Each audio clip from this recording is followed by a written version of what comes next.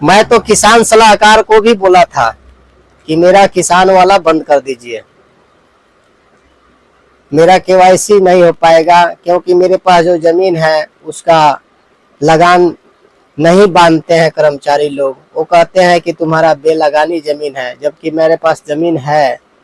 मैंने बोला था कि मेरा केवाईसी मत करिए, छोड़ दीजिए, लेकिन फिर भी किसान का पैसा आता है। अब सरकारी कोई भी सुविधा लेने के लिए तो हम लोग ले लेते हैं, लेकिन उसको कटवाने के लिए चक्कर काटना पड़ता है। तो चक्कर काटना है, क्या करिएगा। आ गया है एक नोटिस, किसके पास?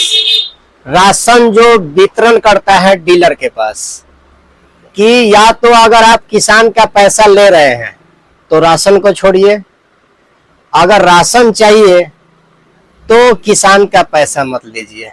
मेरे साथ भी कुछ ऐसा हुआ है। जब मैं गांव आया नौकरी छोड़ करके, तो गांव का जो जमीन होता है, पैतृक संपत्ति होता है, वो बाबूजी के नाम होता है। उसमें बंटवारा का भी ऐसा है, रस्सी से लोग बांट करके दे देते हैं कि ये तुम्हारा है, ये तुम्हारा है। अब उसमें दो भाई के बीच, 2 भाई 3 भाई ऐसे करके मैं भी भाई निकला।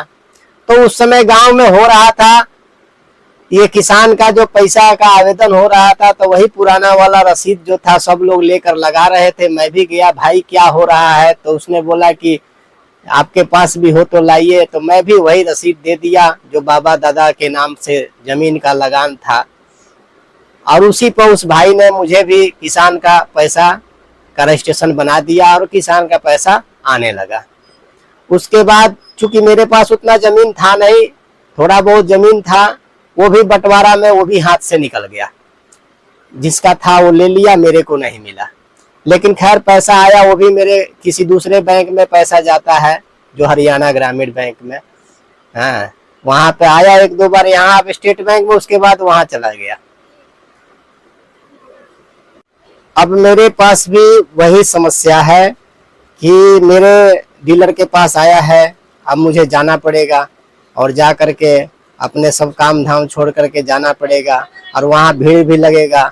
देखिए आगे क्या होता है। मैं चाहता हूँ कि राशन कार्ड मिले, पर किसान क्रेडिट का जो पैसा है मुझे नहीं चाहिए।